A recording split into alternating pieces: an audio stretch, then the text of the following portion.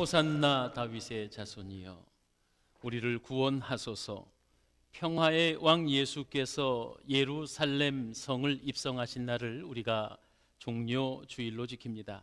오늘부터 시작되는 한 주간을 고난주간이라 하여서 예수님 십자가를 묵상하며 그 은혜를 기억하지요. 남다르게 특별히 이번 한 주간은 험담을 금지하고 침묵하면서 십자가 그 사랑을 기억하고 나에게 섭섭한 사람들을 용서하며 사는 그런 복된 한 주간이 되어지기를 소망합니다. 또한 종려주일이라 부르게 된 이유는 이스라엘 팔레스타인 땅에 종려나무가 있지요. 여러분 직접 보신 분도 계시겠지만 꼭 생김새는 우리나라 소철나무하고 비슷한데 그 키가 10m가 넘게 높이 자라고요. 또 이파리도 또 소철 이파리 같습니다. 그런데 그 크기는 한 2배 이상 크지요. 나무 이파리 하나를 꺾어서 흔들면 왕이나 그리고 전쟁에 승리한 장수들을 환영할 때 하는 그런 종려나무를 흔드는 것, 예수님을 맞이하면서 이스라엘 백성들이 그렇게 예수님을 환영했다 해서 오늘을 종려주일이다라고 지킵니다. 호산나라는 말은 원래 히브리 말로 호시안나라는 발음을 헬라식으로 로마식으로 말해서 호산나 이렇게 줄여졌는데요. 이 호산나라는 말의 의미가 이제 우리를 구원하소서. 한번 따라서 하십시오. 이제 우리를 구원하소서. 네, 백성들의 간절한 소망을 담아서 예수님에게 기대하는 거죠. 호산나 호산나 하면서 찬미했습니다. 이 말씀은 시편 118편 25절에도 나옵니다. 여호와여 구하옵나니 이제 우리를 구원하옵소서. 당시에 이스라엘 백성은 마치 우리나라 일제강점기 마냥 로마의 지배를 받고 있었던 속박국이었습니다. 그런데 예수님을 메시아로 기대하면서 이제 우리를 구원하소서 호산나 이렇게 외쳤던 겁니다. 때는 6월절입니다. 6월절이라 하면 출애굽 당시로 넘어가죠. 여러분 충분히 아시는 상식일 텐데 어린 양 피를 발라 문설주에 발라 죽음의 10번째 재앙인 죽음이 넘어가는 것이에요. 그래서 이 6월이라 하는 말은 건너뛰었다 이런 의미입니다.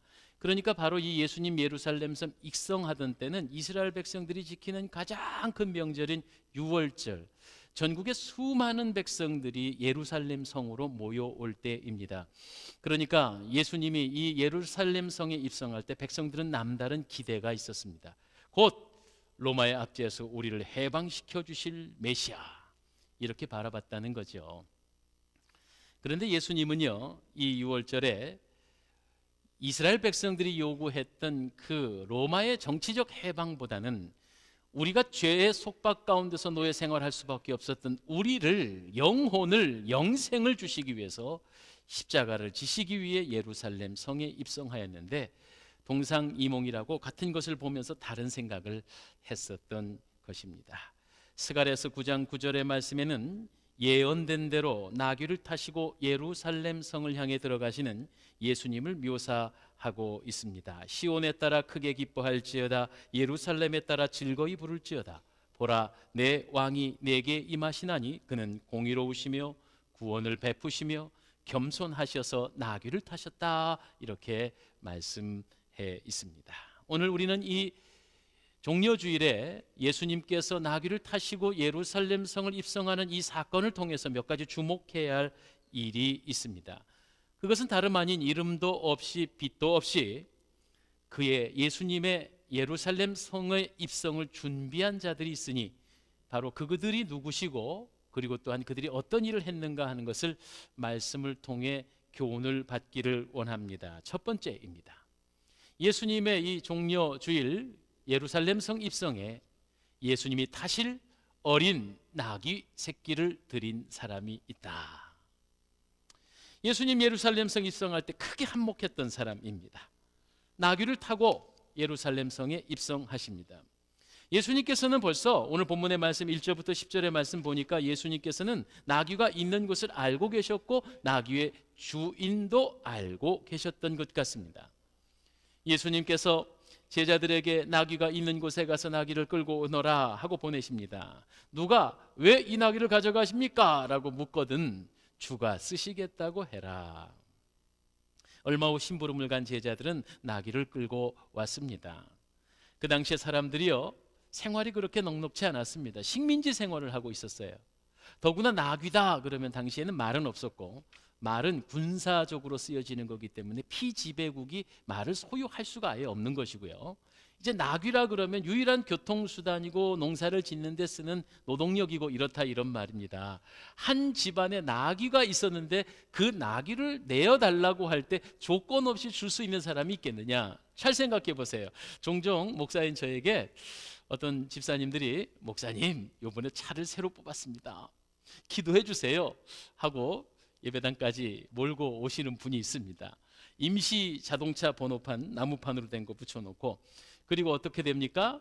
자동차 안에 있는 그 시트 의자에는 아직 뜯지도 않은 채 비닐 커버가 그대로 있는데, 기도해 달라고 오신 분에게 제가 냉큼 이렇게 말했을 거라고 한번 생각해 보십시오. 집사님, 그러지 말고 이 차 좋은데 내가 좀 씁시다. 당장 아마 시험 들걸요. 예. 인생에서 차 몇 번이나 바꿉니까? 서너 번 바꾸게 되나요? 그런데 그 정성스럽게 아끼고 써도 서너 번 못 바꾸는 그 재산 목록 1호나 다름없는 차를 목사가 집사님 그러지 말고 이거 놔줘 이렇게 말할 때 냉큼 줄 수 있는 사람은 아마 없을 겁니다. 여러분 정말 어떻게 생각하세요? 여러분 오늘 차 좀 놓고 가시죠. 저한테 좀 쓰시게. 아멘이 없으셔. 예, 그래. 당연한 거죠. 그만큼 이 나귀는요, 주인에게 있어서 아주 중요한 물건이었죠. 재산적으로 봐도 그렇고요. 그런데 예수님께서 내가 쓰겠다 하라 했을 때 조건 없이 내어준 분이 있습니다. 여러분 얼마나 이게 귀한 일인지 몰라요. 한 번은 집사님, 우리 교회 집사님께서, 목사님 예배 중에 우리 맨 예배가 끝나면은 찬송 끝날 때쯤 해서 찬송을 부르잖아요. 213장 나의 생명 드리니 주여 받아 주소서. 50장은 이렇습니다. 내게 있는 모든 것을 아낌없이 드리네. 이러면서 마음에 가책이 온다는 거예요. 우리 집사님 말씀에. 목사님 찬송 좀 약한 걸로 바꾸면 안 됩니까? 이러시더라고요. 약한 걸로. 생명도 드립니다, 보화도 드립니다, 시간도 드립니다, 찬송하기에. 저는 참 정직하다고 생각이 들었습니다. 그래요, 맞습니다. 부담스러운 것이 당연하죠.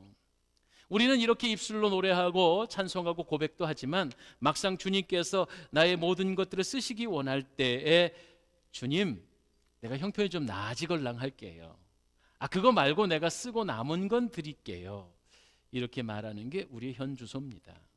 우리의 모양입니다. 그러나 사실은 우린 나름대로의 다 나귀 같은 것을 가지고 있지요.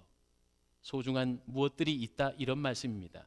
주께서 쓰시겠다 하라 할 때 이 나귀의 주인처럼, 오늘 성경에 등장하는 사람처럼 조건 없이, 이유 없이, 이름도 없이 내어놓을 수 있는 믿음이 우리에게 요구되고 있습니다. 어떤 사람에게 나귀는 재산일 수도 있습니다.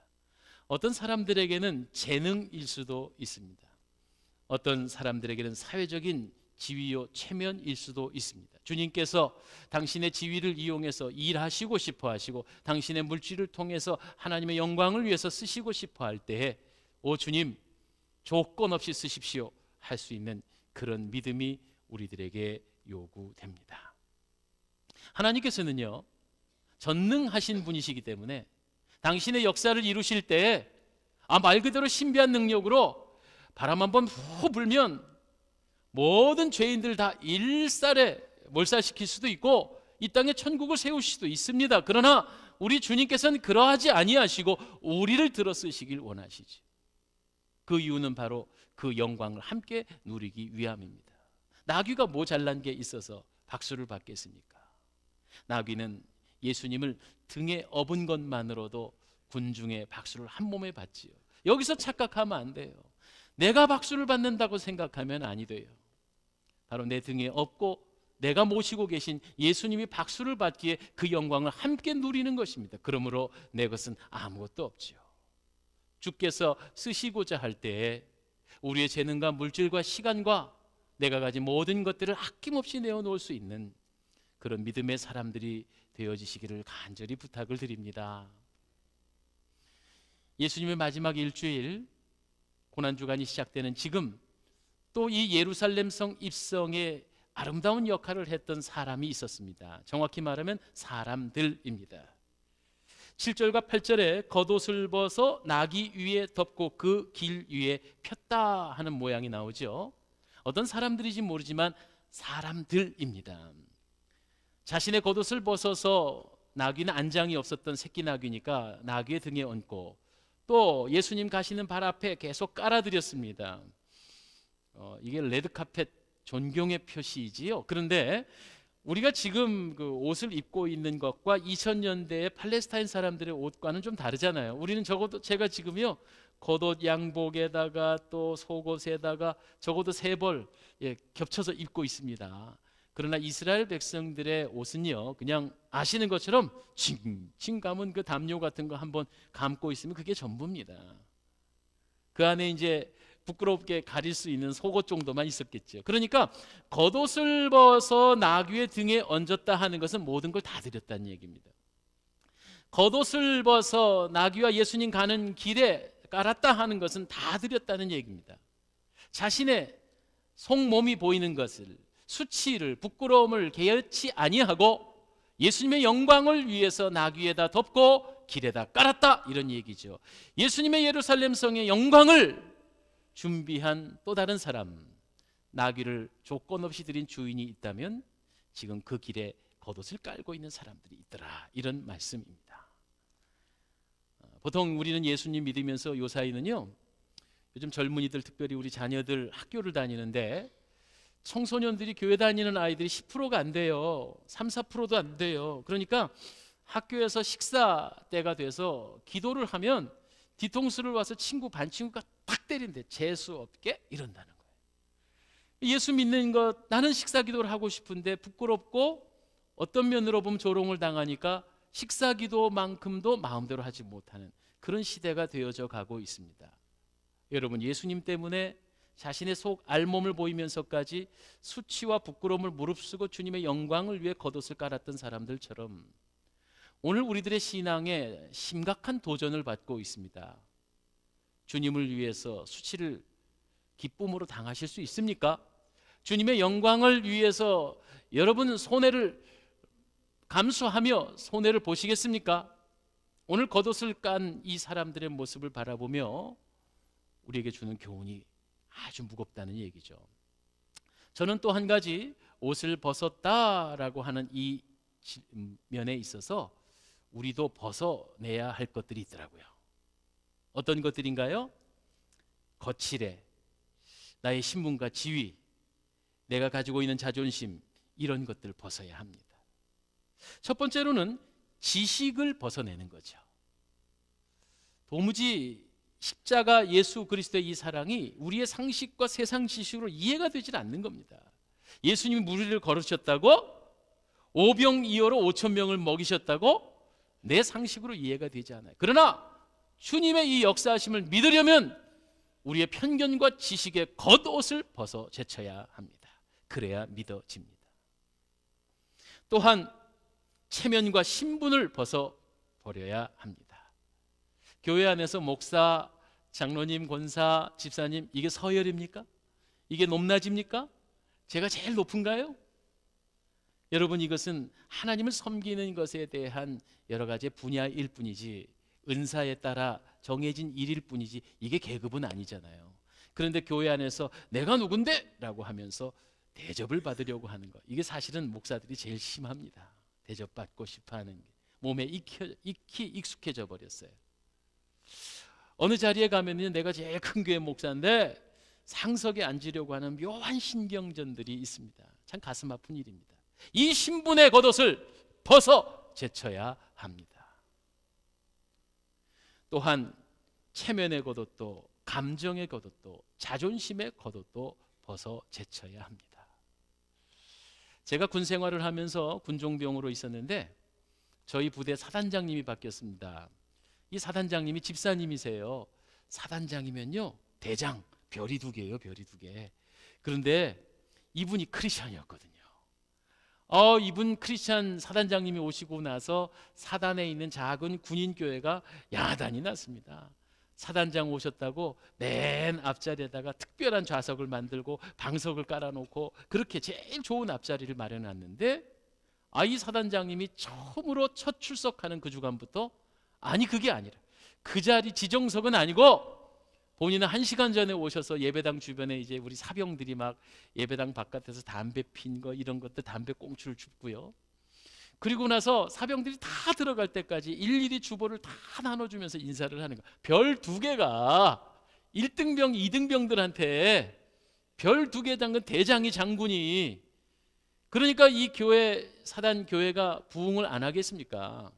자신의 신분과 계급과 지위를 다 내려놓고 그렇게 겸손히 섬기는 그 사단장님을 제가 잊을 수가 없습니다. 예, 제가 이름도 잊지 않아요. 최승우님. 예. 그렇게 겸손함으로 인해서 우리 주님이 영광을 함께 받으십니다. 감정의 겉옷도 벗어야 합니다. 누구는 자존심 없나요? 누구는 뭐 속상하지 않나요? 그래도 내가 화내면 예수님이 민망해 하시니까, 내가 자존심 상해해서 에이 교회가 여기밖에 없나? 나를 이렇게 대접해? 바깥에서 높은 지위에 있던 분들 교회에 오셔서도 함께 그 지위를 누리고자 하는 거, 우리 이거 정말 주의해야 할 것입니다. 특별히 뭐 선거철 되고 그러면 이제 막 고위 공직자들이 오시잖아요. 근데 우리 똑같은 교회 안에 한 가족일 뿐이지 뭐 그분들하고 교제를 잘해서 국가 정치를 잘하십시오, 백성들을 편하게 해주십시오 하는 면에서는 맞지만, 그분들을 막 이렇게 무엇인가 우대하고 하는 것도 이상하고, 그분들도 대접받으려고 하는 것도 이상하고, 이러한 체면과 그리고 세상의 자존심이나 이런 것들을 모두 다 벗어 드릴 때 비로소 우리 주님이 영광을 받으십니다. 할렐루야. 끝으로 이것은 반대되는 경우인데요, 지금 나귀를 드린 사람들이거나 겉옷을 벗어드린 사람들은 주님의 영광을 위해 섬겼다고 하면, 반대로 호산나 호산나 하고 외쳤던 사람들이 있었습니다. 조금 묵상해 봐야 합니다. 이 사람들은 조금 앞에 얘기와 다릅니다. 왜냐하면 이 사람들도 직간접적으로 예수님을 경험했고 호산나 하며 찬송을 했지만, 궁극적으로 말하면 예수님에 관해서 어떤 기대감이 있었느냐? 로마의 압제에서 우리를 해방시켜 주실 지도자, 높은 세금, 경제적인 압박, 로마의 수탈에서 우리를 자유케 할 분, 식민지의 한숨과 탄식 속에서 우리를 무력으로 변화시켜 줄 혁명가, 이런 기대감으로 호산나 호산나 하고 외쳤어요. 그러나 예수님은요, 놀랍게도 혁명가로 오신 것이 아니라 그만 초라하게도 그것도 어린 나귀 새끼를 비틀비틀 타고 들어오셨고, 또한 제사장들과 바리새인들과 또한 로마의 병정에 초라하게 결박당하셔서 십자가에 걸리잖아요. 그러니까 이 백성들이 그 순간 돌변하고 맙니다. 어떻게 하죠? 예수를 못 박으시오, 예수를 못 박으시오. 완전히 배신한 거죠. 여기서 주시는 영적 교훈은 무엇입니까? 우리는 예수님에 관해 어떤 기대감을 갖고 계세요? 예수님 통해서 팔자 좀 고쳐볼까요? 정말 예수 믿어서 만사가 형통해 볼까요? 그러나 궁극적으로 우리 예수님은 우리의 평화와 안위를 위해서 오신 것은 맞지만, 그러나 궁극적으로 우리 주님이 오신 것은 양으로 생명을 얻고 더욱더 풍성하게 하려고 이 땅에 오셨어요. 그러니까 궁극적으로는 우리는 예수님 덕분에 영생의 축복을 누린 것, 그 이상 이하도 아니고 그것만으로도 충분합니다. 나를 구원하신 그 사랑 하나만으로도 나에겐 충분합니다. 그러나 오늘도 우리는 예수님을 향해서 한번 팔자 좀 고쳐볼까? 내 자식 좋은 대학 좀 가게 해주세요 하나님. 내 사업 좀 번창하게 해주세요 예수님. 이렇게 예수님을 바라봤다가는 내 소원과 꿈이 이루어지지 않는다고 호산나 하고 외쳤다가 예수님을 못 박으시오 하고 등졌던 사람들과 다를 바 없는 결론을 내릴 가능성이 아주 많습니다. 사실 우리가 이 땅에서 원하는 형통과 장수와 건강의 복들도 영생과 비교할 때 바꿀 것, 감히 비교할 수 없는 거잖아요. 사실은 영생의 축복 하나 누리는 것만으로도 충분하잖아요. 이 땅에서 아무리 많은 것을 지니고 얻어도 사실은 이 생명 끝나고 나면 다 허탈한 것들인데, 그래서 바울 사도는 나는 그리스도 예수를 믿는 이 믿음 말고는 모든 것들을 배설물로 여긴다고 했잖아요. 그래서 진정 우리에게 요구되는 건 다른 것 아닙니다. 이 십자가 영생의 은혜를 사모하며 이 믿음을 우리 주님은 원하고 계십니다. 이 믿음을 근거로 하는 순종을 원하고 계십니다. 그러나 우리들의 모습은 어떤 건가요? 나는 못합니다. 나는 없습니다. 나는 할 줄 모릅니다. 오늘도 우리 주님은 우리에게 말씀하십니다. 내가 너에게 영생을 주려고 내 몸을 버렸으나 너는 지금 나를 위해 무엇을 주느냐? 내가 너희들의 죄를 통해서 죄의 속박에서 자유함을 주려고 내가 피를 흘렸는데 너 날 위해 무엇을 하겠느냐? 우리의 질병과 고통의 나음을 받게 하시려고 십자가에 채찍에 맞으셨는데 너는 나를 위해 무엇하겠느냐? 오늘 이 종려주일 묵묵히 어린 나귀를 타고 십자가 예루살렘 성을 입성하시며 우리가 무엇보다도 영생의 그 자유함과 축복을 주시기 위해서 십자가를 지시는 그 주님의 음성에 귀 기울여야 합니다. 나는 너를 위해 몸버려 피 흘렸고 십자가의 고난을 당했고 너희들에게 영원한 살 길을 주었는데 너는 날 위해 무엇 주느냐? 너희 위해 몸을 주건만 너 날 위해 무엇 주느냐? 이 음성이 바로 이 종려주일로 시작되는 고난주간 안에 주님의 고난에 동참해 나가며 주여 내가 주님을 위해 모든 것을 위해 다 드리겠습니다라고 하는 이 나귀의 주인처럼 자신의 겉옷을 벗어 작은 충성을 했던 이 군중들의 한 사람처럼 그렇게 헌신을 다짐하는 복된 이 주간이 되어지기를 간절히 부탁을 드립니다. 우리 찬송가 311장이 그런 주님의 부르심입니다. 내 너를 위해 몸버려 피 흘려 내 죄를 속해 살 길을 주었다. 너희 위해 몸을 주건만 넌 날 위해 무엇 주느냐? 이 찬송 부르면서 주님의 음성을 들을 수 있기를 바랍니다. 내 너를 위하여.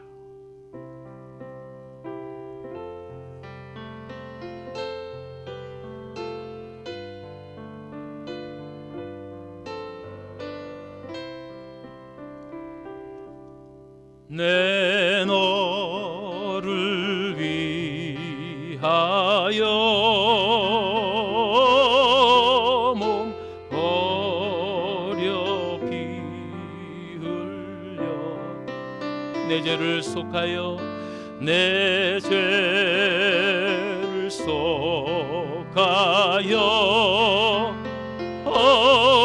살 길을 주었다.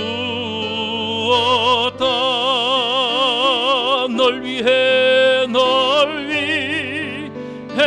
몸을 주었마 너 무엇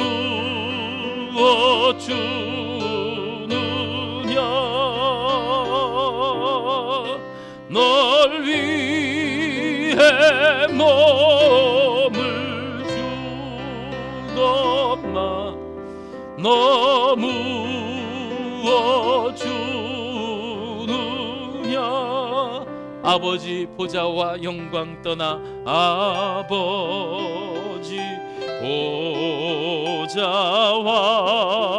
보좌와 그 영광 떠나서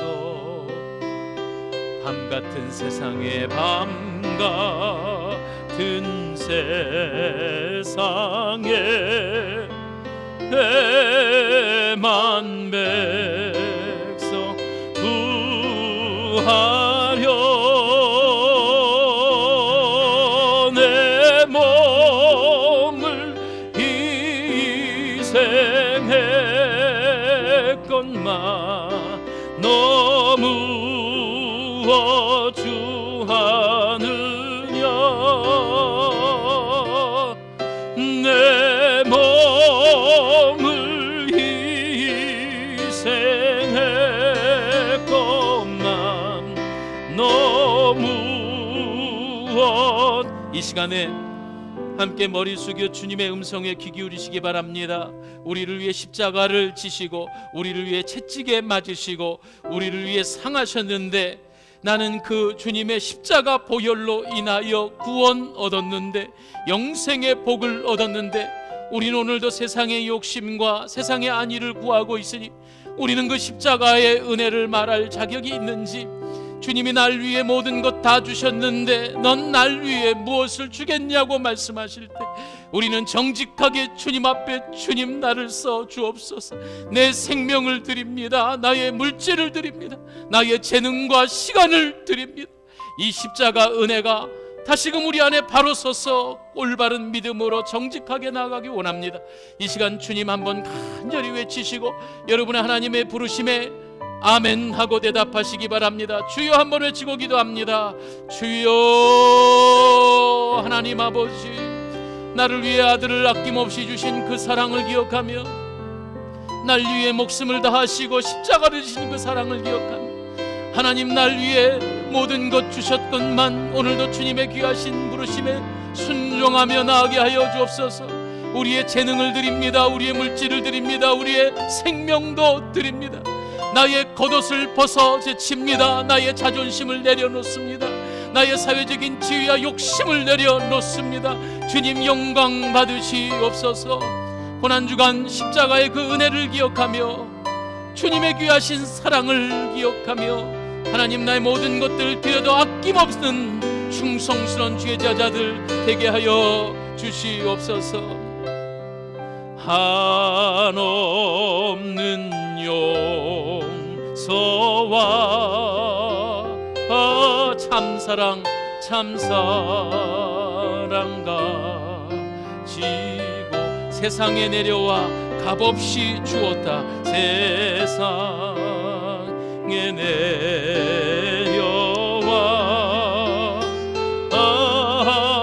값없이 주었다. 이것이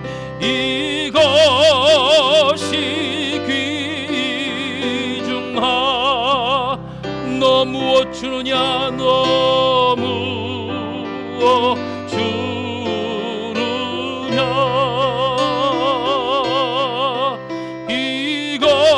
이것이 귀중하건만 너 무엇 주느냐.